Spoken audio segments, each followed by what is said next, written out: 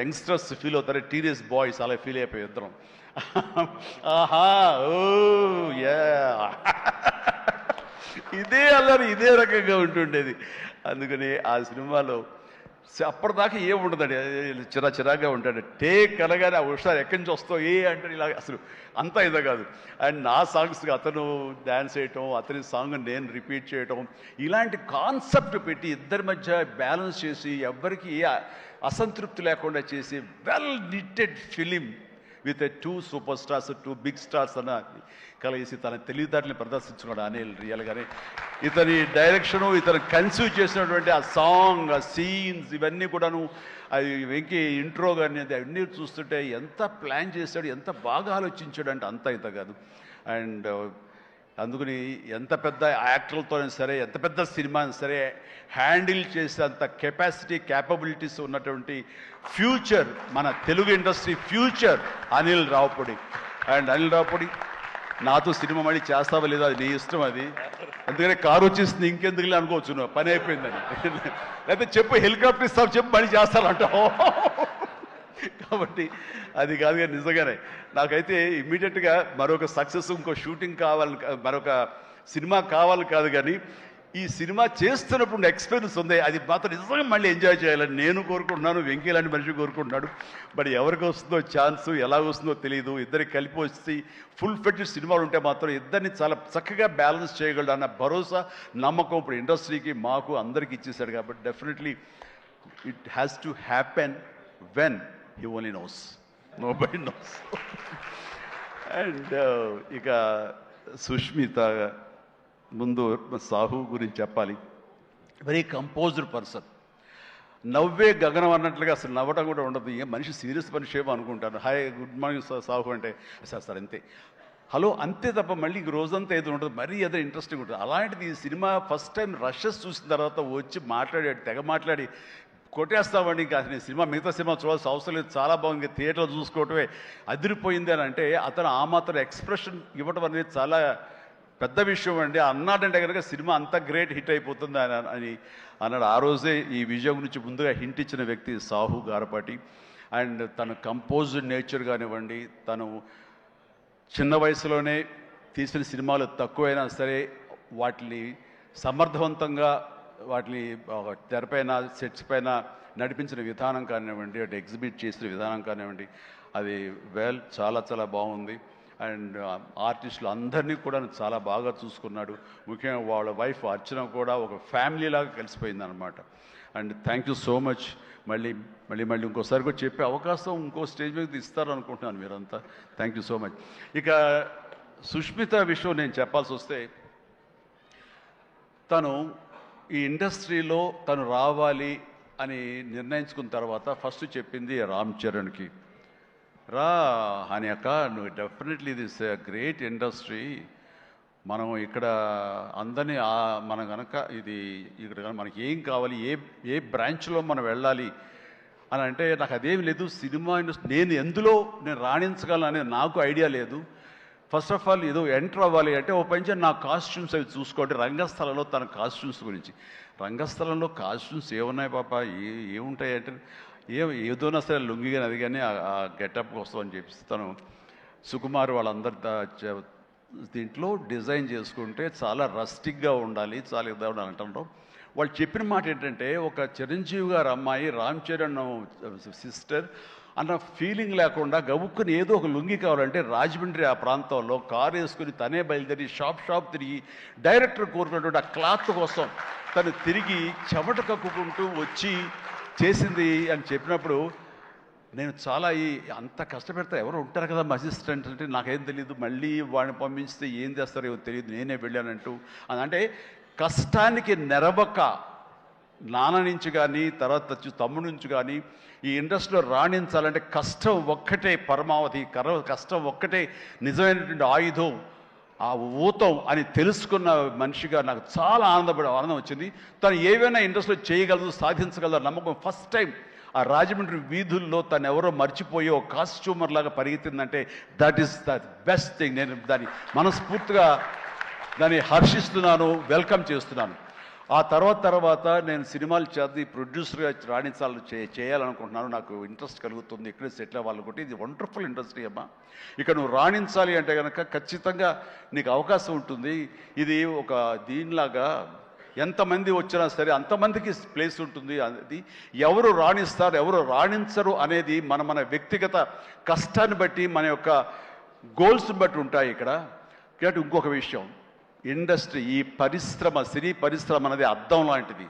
మనం ఎలాగా ఉంటామో మన స్వభావం కానీ, మన ఆహార్యం కానీ, మన థాట్స్ కానీ, మన స్వభావ భావాలు కానీ, ఇవన్నీ మన వ్యక్తిత్వం కానీ ఎలా ఉంటుందో అలాగే మనకి రిజల్ట్ కనబడుతుంటుంది. ఆ అద్దం కూడా మనం అలాగే చూస్తుంది, ఇండస్ట్రీ కూడా అలాగే మనకి రిజల్ట్ ఇస్తుంటుంది. నీ వ్యక్తిత్వం బాగుండాలి, నీ అప్రోచ్ బాగుండాలి, నీ కష్టం బాగుండాలి, అంతకంత రిజల్ట్ ఇస్తానే ఉంటుంది ఇండస్ట్రీలో. దీన్ని కేర్లెస్గా ఉన్నా సరే, ఒక యాటిట్యూడ్ ఉన్నా సరే, చూద్దామని అపనమ్మకంతో ఉన్నా సరే, అది కూడా నీ పట్ల అపనమ్మకంగానే ఉంటుంది. ఏది అంతంత మాత్రంగా చూస్తుంది. నేను అనుభవపూర్వకంగా చెప్తాను. అన్నప్పుడు నేను ఫస్ట్ సినిమా చేయాలనుకుంటే మా ఇంట్లో ఉన్న హీరోస్ తోటి ఏ హీరో తను కాదంటారు? ప్రతి ఒక్కరిని ప్రతిరోజు కలుస్తుంది. ఒక కత్తి తెచ్చుకుంటే ఏ హీరో తనకు కాదంటారు. కానీ నేను వాళ్ళతో చేయండి డాడీ, నేను ఫస్ట్ ఆఫ్ ఆల్ ఎక్స్పీరియన్స్ సంపాదించాలి, గ్రౌండ్ రియాలిటీ తెలుసుకోవాలి అంటూ తను వెబ్ సిరీస్ మొదలుపెట్టింది, వెబ్ ఫిల్మ్స్ మొదలుపెట్టింది. అమ్మా ఇదే లాభం ఉంటుందంటే, లాభం ఉండదు డాడీ, ఏదో లక్షల్లో మిగులుతుంది లేదని ఒకసారి అది కూడా ఇదైపోతాయి. కానీ నాకు ఎక్స్పీరియన్స్ గెయిన్ చేస్తాను, ఎక్కడెక్కడ ఏమిటి ఎన్ని డిపార్ట్మెంట్లు ఉంటాయంటూ ప్రతి డిపార్ట్మెంట్ని చవి చూస్తూ దానిలో ఒక ఎక్స్పీరియన్స్ గెయిన్ చేస్తూ, అలాగే తన ఫిలిమ్స్ తీసింది, చిన్న ఫిలిమ్స్ చిన్న హీరోలతో చేసినప్పుడు తను ఒక కాన్ఫిడెన్స్ గెయిన్ చేసుకుంది. అంతేగాని మాకు రెడీమేడ్ కేక్ వాక్ ఇక్కడ సినిమా తీయటం, మా అండదండలో నాన్నగారు వాళ్ళందరూ ఉన్నారు కాబట్టి అని అనుకోలేదు. అలాగే ఎవరితోటో నువ్వు పార్ట్నర్షిప్ తోటి నాతో సినిమా చేయమంటే వాళ్ళు అన్నారు, అయ్యో అమ్మ నువ్వేమి పెట్టక్కల, నువ్వేమి రావక్కర్లేదు, సినిమా మేము చేసేస్తాము, నీ పేరు వేసేస్తాము, లాస్ట్కి వచ్చేసరికి ఇదిగో ఇంత డబ్బని ఇచ్చేస్తామా, ఏం వర్రీ అవ్వకమ్మా అంటే, అస్సలు నాకు వద్దుడని నేను వెళ్తే సినిమా చేయను, అందుకు అది బ్యానర్ పేరు నేను చెప్పను అనేసరికి, అలాగే ఏమంటే కాదండి నాకు ఎక్స్పీరియన్స్ కావాలి, నేను పని చేయాలి, నేను డబ్బు పెట్టుబడి పెట్టాలి, పెట్టిన తర్వాత మంచి వచ్చాడో వచ్చే ప్రతి పైసాకి నేను తినడానికి, నేను అనుభవించడానికి నాకు అర్హత ఉంటుంది కాబట్టి నేను చస్తే ఆ సినిమా చేయండి. ఆ సినిమా క్యాన్సిల్ చేసుకుంది. సో వదిలేశాను నేను. సాహుతోటి సినిమా అన్న తర్వాత సాహు తను కూర్చుని చెప్పండి మీరు ఎంత పెడతారు, నేను అంతే పెడతానని సగం డబ్బు సొంతంగా పెట్టింది, మిగతా డబ్బు బయట నుంచి అప్పు తీసుకొచ్చింది, పెట్టింది తప్ప నేనైతే న్యాయపరిసి ఇవ్వలేదు. ఆ పైపెచ్చు ఇద్దరి నుంచి నాకు టైంకి కావాల్సిన రెమ్యునరేషన్ ఆయా సమయాల్లో నేను తీసుకుంటూనే ఉన్నాను తప్ప అది నేను ఇవ్వలేదు. అంత ప్రొఫెషనల్గా బిహేవ్ చేసింది. ఈ రోజున ఈ రిజల్ట్లో సాహు ఎంతగా అనుభవిస్తున్నాడో, ఒక నా సినిమాని గర్వంతో, ఎస్ నేను డబ్బులు పెట్టుబడి పెట్టి డబ్బు సంపాదించుకుంటున్నాను అదే గర్వంతో తను కూడా ఉంది. కాబట్టి ఈ రోజున ఒక డాటర్గా సుష్మిత చూస్తే నేను గర్వపడుతున్నాను, ఎప్రిషియేట్ చేస్తున్నాను, మనస్ఫూర్తిగా ఓ బిడ్డగా నేను గర్వపడుతున్నాను. థ్యాంక్స్ రా, యూ డిజర్వ్ ఇట్. సో అట్లాగా బిడ్డలు ఈ ఇండస్ట్రీలో రాణించాలి అంటే నిజంగా ప్రతి వాళ్ళు, అది ఏ బిడ్డ అయినా అవని, ఆడబిడ్డ అవని, మగబిడ్డ అవని, ఇండస్ట్రీలో రాణించాలి అంటే కనుక ఖచ్చితంగా ఎంకరేజ్ చేయాలి. ఇది గొప్ప ఇండస్ట్రీ అండి. ఇక్కడ ఎవరైనా రాణించలేదు, ఇక్కడ ఏదైనా నెగిటివ్ పీపుల్ ఉన్నారు, ఇక్కడ మాకు ఇలాంటి బెటర్ ఎక్స్పీరియన్స్ జరిగింది అంటే కనుక అది నీ తప్పిదం అవుతుందని నేను అనుకున్న ప్రకారంగా నేను నమ్ముతున్నాను. నువ్వు స్ట్రిక్ట్గా ఉండి సీరియస్గా ఉంటే కనుక ఏ ఒక్కటి అడ్వాంటేజ్ తీసుకోవడానికి ప్రయత్నించారు, ఎలాంటి ఏదంటే క్యాస్ట్ కావచ్చు అలాంటివి ఏమి ఉండవండి. నీ బిహేవియర్ బట్టి ఉంటుంది. మీకుండే అభద్రతా భావంతో ఏమో అలాగేలా ఉండాలేమో అని ఉండకూడదు. ఎస్ నువ్వు ప్రొఫెషనల్గా ఉండు, అవతల కూడా ప్రొఫెషనల్గా ఉంటారు. ఈ ఇండస్ట్రీ అనేది ఒక అద్దం లాంటిది. నువ్వేమి ఇస్తావు తిరిగి నీకు అదే వస్తుంది.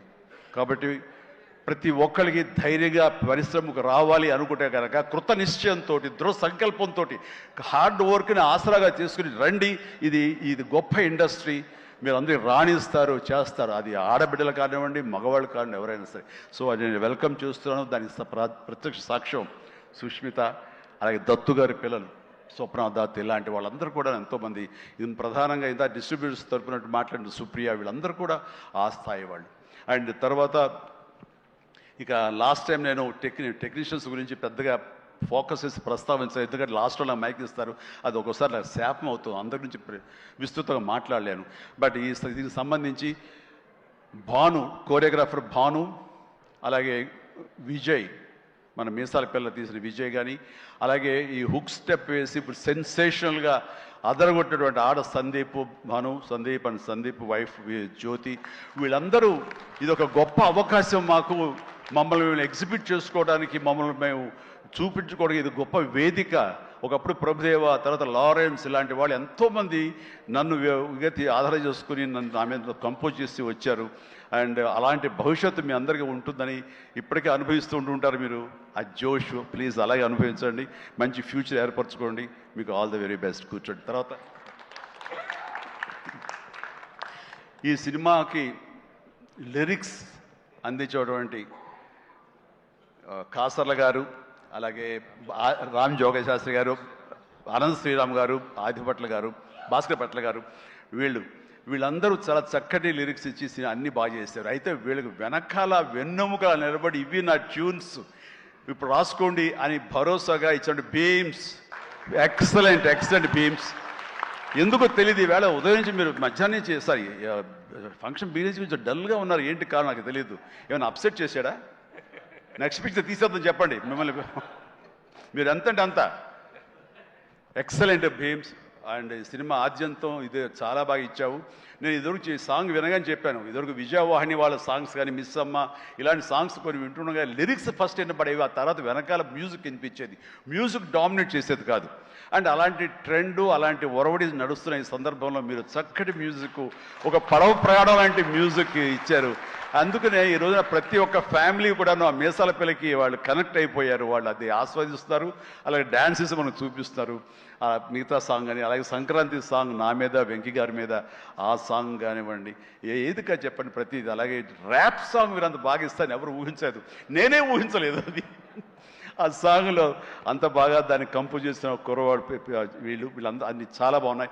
అండ్ ప్రతి ఒక్కరికి ఈ సందర్భంగా నేను ధన్యవాదాలు తెలియజేస్తాను. మీ అందరి కంట్రిబ్యూషన్ లేకపోతే ఇంత ఇది మేము అనుభవించడం కాదు. అండ్ ఇక ఈ సినిమా 85 డేస్లో ఫినిష్ అయింది అంటే నేను అనుకున్నా, అబ్బా వాట్ ఏ గ్రేట్ క్రెడిట్, అందరు ఇట్లా ఉండాలి అనుకున్నాను. కానీ దాని వెనకాల ప్రధానమైన పాత్ర వహించింది సమీర్ రెడ్డి, డిఓపి. నేను షార్ట్ మధ్య కొంచెం టీయో కాఫీయో ఏదో స్నాక్సో ఏదో తింటూ అలవాటు. షార్ట్ చేశాను, వెరీ గుడ్ అంటే ఇలా కూర్చోబోతుండగా షార్ట్ రెడీ అన్నారు. లెక్కకుండా నేను కూర్చోకుండా లేచిపోయాలి. అంత ఇది ఎగ్జాజరేషన్ కాదు, చేతిలో టీ కప్పు పక్కన పెట్టి వెళ్ళిపోయిన సందర్భాలు ఎన్నో ఉన్నాయి. అండ్ అంత ఫాస్ట్గా చేసే కెమెరామెన్ నేనైతే ఇంతవరకు చూడలేదు. అలాంటి కెమెరామెన్ ఫాస్ట్గా తీయటమే కాదు, అందంగా చూపించడం కానివ్వండి, లొకేషన్స్ బ్యూటిఫుల్గా